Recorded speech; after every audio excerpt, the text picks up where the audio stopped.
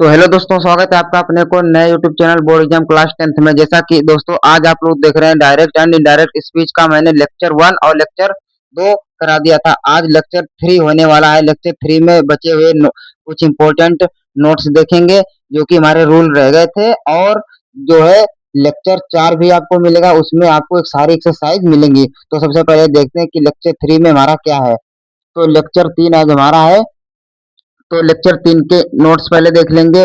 Rules, तो सबसे पहला हमारा रूल क्या है, यदि रिपोर्टेड स्पीच में कोई सदैव सत्य रहने वाली बात यानी यूनिवर्सल ट्रूथ, स्वभाव आदत से संबंधित तथ्य या पास्ट में हुआ कोई ऐतिहासिक तथ्य हिस्टोरिकल फैक्ट बताया गया हो, तो इनडायरेक्ट स्पीच बनाते समय उनके टेंस में कोई परिवर्तन नहीं होता है।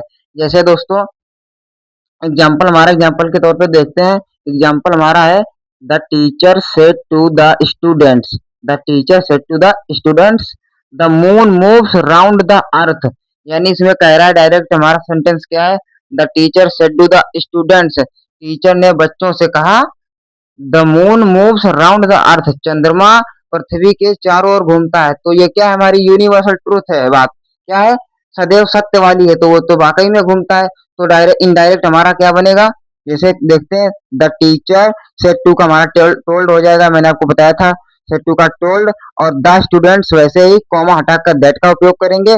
और ये जो हमारा रिपोर्ट स्पीच में जो सेंटेंस है उसमें कोई परिवर्तन नहीं होगा, क्योंकि यूनिवर्सल ट्रूथ वाली बात है। तो ये हमारा वैसे ही हो जाएगा, the moon moves round the अर्थ। तो दोस्तों ये आपको पहला जो है रूल समझ में आ गया, और आपको इसके एग्जाम्पल भी समझ में आ गया।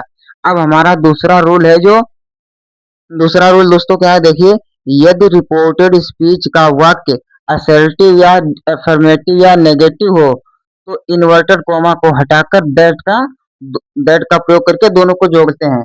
जैसे इसका भी एग्जांपल देख लेते हैं, बहुत इजी है। एग्जांपल हमारा है, Ravi said to me Mahesh is a teacher. क्या है हमारा, डायरेक्ट डायरेक्ट में बताया जा रहा है, रवि ने मुझसे कहा Mahesh is a teacher, Mahesh एक अध्यापक है या टीचर है। तो हमारा डायरेक्ट कैसे बनेगा, इनडायरेक्ट सॉरी, इनडायरेक्ट हमारा बनेगा, रवि से टू का टोल्ड हो जाएगा, मी का वैसे ही रहेगा, कॉमा हटाकर दैट का उपयोग करेंगे।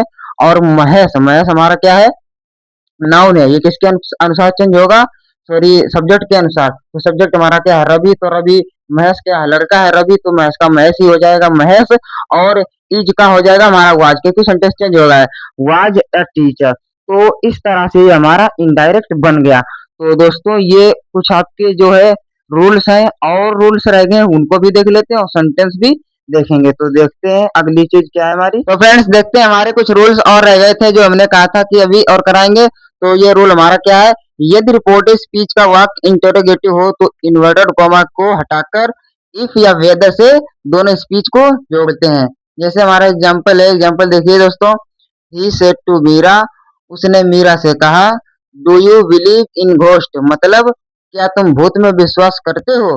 तो हमारा इनडायरेक्ट किस तरह से बनेगा, he ask to Meera if she believed in ghost. तो ये हमारा कैसे बना, ही सेड, सेड टू का क्या हो जाएगा, आस्क हो जाएगा, क्योंकि इंटेरोगेटिव है, और टू मीरा इफ, अगर कॉमा इन्वर्टेड कॉमा हटाएंगे तो इफ या वेदर का यूज करते हैं। तो हम इफ का यूज कर लेते हैं, if do you believe in ghost. अब ये जो डू यू है, यू आपका सेकंड पर्सन है, सेकंड पर्सन ऑब्जेक्ट के अनुसार चेंज होता, तो ऑब्जेक्ट आपका क्या है, मीरा, तो क्या हो जाएगा, सी हो जाएगा, क्योंकि लड़की है, तो she believed in ghost. I hope दोस्तों ये आपको समझ में आया होगा एग्जाम्पल। और अब देखते हैं कि दूसरा वाला क्या है। दूसरा वाला है, यदि रिपोर्टेड स्पीच का वाक्य इंपरेटिव हो, तो इन्वर्टेड कॉमा को हटाकर टू से दोनों स्पीच को जोड़ देते हैं। इंपरेटिव सेंटेंस मतलब जिसमें दुआ वाली रिक्वेस्टेड वाले हो।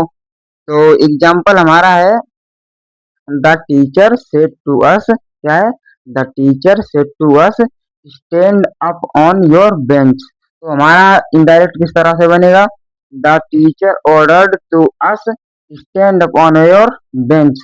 तो कैसे बना हमारा, द टीचर सेड टू की जगह हमारा क्या हो जाएगा, ऑर्डर्ड, क्योंकि यहाँ पर आदेश देने वाली बात है। इसमें बताया जा रहा है, शिक्षक ने बच्चों से कहा stand up on your bench, अपनी बेंचों पर खड़े हो जाओ। तो इसमें एक आदेश वाली बात आ रही है, तो इसमें ऑर्डर वाला आ रहा है। तो इसकी जगह पर क्या यूज होगा, जो हमारा सेड टू है ऑर्डर्ड टू अस, और टू लगा के दोनों स्पीच को जोड़ देते हैं, क्योंकि ये आपको रूल में बता दिया गया था, टू से दोनों स्पीच को जोड़ देते हैं, तो हमारा ये वाला स्पीच और ये वाला स्पीच जोड़ दिया गया, सेंटेंस बन गया। तो ये आपका इस तरह से इनडायरेक्ट बन गया।